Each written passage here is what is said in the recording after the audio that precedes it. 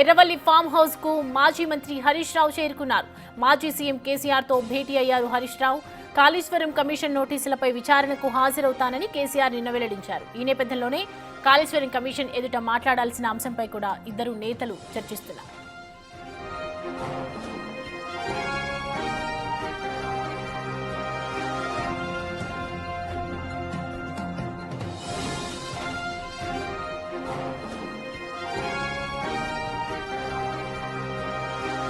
ఈ అంశానికి సంబంధించి పూర్తి డీటెయిల్స్ మా ప్రతినిధి దుర్గారెడ్డి అందిస్తారు. దుర్గారెడ్డి, హరీష్ రావు అలాగే కేసీఆర్ భేటీలో ఏం జరుగుతోంది? సౌమ్య, ఇక మాజీ ముఖ్యమంత్రి చంద్రశేఖరరావు వ్యవసాయ క్షేత్రంలో మాత్రము గంట సేపు నుండి రాష్ట్ర మాజీ మంత్రి సిద్దిపేట ఎమ్మెల్యే తన్నీర్ హరీష్ రావు ఇద్దరు భేటీ అయ్యారు. అంటే కాళేశ్వరం ప్రాజెక్టులో జరిగిన ఏదైతే జస్టిస్ ఘోషి అంటే నోటీసులు జారీ చేశారో, నోటీసులు జారీ చేసిన నేపథ్యంలో యొక్క భేటీ ఇప్పుడు ఇది మూడోసారి భేటీ జరుగుతుంది. ఈ భేటీలో 5 తారీఖు జూన్ 5 నాడు అటెండ్ కావాలని ఆదేశాలు జారీ చేయడం, ఆ తర్వాత కూడా ఖచ్చితంగా అటెండ్ అవుతానని చెప్పి రాష్ట్ర మాజీ ముఖ్యమంత్రి చంద్రశేఖరరావు ప్రకటించడం, దీంతో ఇప్పుడు రోజు మాత్రం వ్యవసాయ క్షేత్రంలో మాత్రము సమావేశము కొనసాగుతుంది. ఆ సౌమ్య, దీంతో పాటు అంటే 2016 కాళేశ్వరం ప్రాజెక్టులు జరిగిన వాటిపై పూర్తిగా ఈ యొక్క సమావేశం చర్చించుకుంటున్నట్లు కొంత సమాచారం అయితే మనకు అందుతుంది సౌమ్య. అయితే పార్టీలో ఇటీవల జరిగినటువంటి పరిణామాల గురించి కూడా చర్చించే అవకాశాలు కనిపిస్తూ ఉన్నాయో?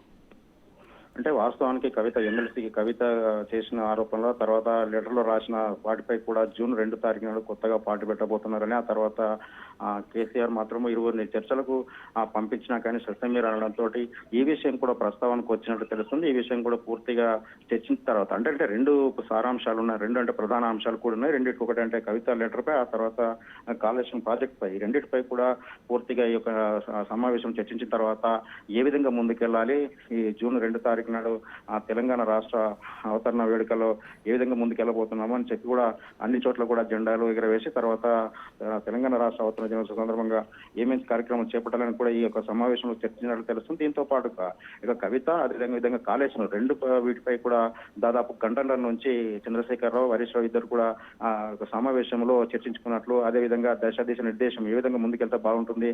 ఇక 5 నాడు మాత్రం రాష్ట్ర మాజీ ముఖ్యమంత్రి చంద్రశేఖరరావు, 6 నాడు రాష్ట్ర మాజీ మంత్రి తన్నీర్ హరీష్ రావు, 9 నాడు అంటే దాదాపు ఈటల రాజేందర్, ఆ తర్వాత మాజీ మంత్రి సిరిసిల్ల ఎమ్మెల్యే కేటీఆర్ కూడా నోటీసులు జారీ చేసినట్లు అతను కూడా ఎదురయ్యే అవకాశాలు అయితే కనిపిస్తున్నాయి.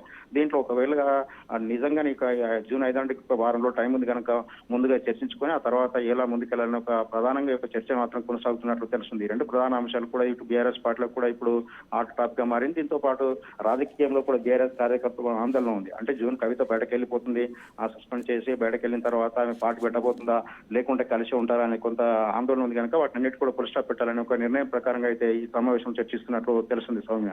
అయితే దుర్గారెడ్డి, ఇప్పటి వరకు అంటే పార్టీలో జరిగినటువంటి అనేక అంతర్గత పరిణామాలు అవ్వచ్చు, అటు బయటకి సంబంధించి కవితకు సంబంధించి కూడా కొన్ని ఇప్పటివరకు ఎటువంటి స్పందన లేదు, కేసీఆర్ నుంచి ఎటువంటి రెస్పాన్స్ అయితే రాలేదు. సో జూన్ 5 విచారణ ఉంది, ఈ లోపే ఆయన బయటకు వచ్చి స్పందించే అవకాశాలు ఏమైనా ఉన్నాయంటారా, లేదంటే విచారణకు సంబంధించి ఓన్లీ డీటెయిల్స్ చేసే అవకాశాలు ఉన్నాయంటారా? అంటే ఫస్ట్ అయితే ఈ జూన్ 2 తారీఖు ఉంది కనుక కవిత ఆ రోజు మరి టీజేపీ తెలంగాణ జాగృతి పేరు మీద ఆమె ముందుకెళ్లబోతుంది, అంటే దాదాపు ఆ రోజు ప్రకటించబోతుందని చెప్పి ఒక మీడియాలో వస్తుందని మాత్రము ఇప్పటివరకు అయితే క్లారిటీ రాలేదు. అంటే వాస్తవానికి ఎక్కడ కూడా ఆమె కానీ లేకుంటే కేసీఆర్ కానీ కవిత కానీ కేసీఆర్ కానీ ఎక్కడ చెప్పలేదు కనుక ఈ 2 అంశాలు ప్రధానంగా జూన్ 2 తారీఖు తర్వాత ఉంది కనుక ఈ కాళేశ్వరం 5 తారీఖుది తర్వాత ఈ లోపు ఒకవేళ అవసరం అనుకుంటే తెలంగాణ భవన్లో సమావేశం పెట్టి కేటీఆర్ ఒకవేళ నిర్ణయం ప్రకారంగా ఆమె అంటే పార్టీని ధిక్కరించి బయటకు వెళ్ళిపోతున్నారు కనుక సస్పెన్స్ వేయడంతో పాటు మన కార్యక్రమాలు చేపట్టబోతుందని చెప్పి కూడా ఆచితూచి వివరించే దిశగా మాత్రం ఈ యొక్క సమావేశం చర్చ జరుగుతుంది.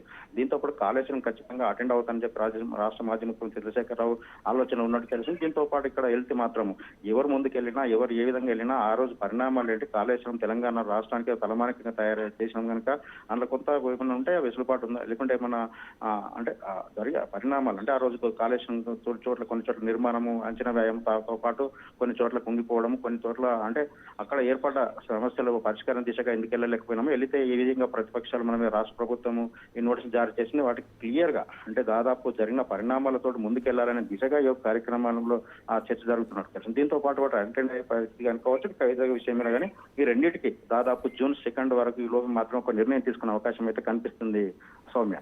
Right Durga Reddy, thanks for the updates.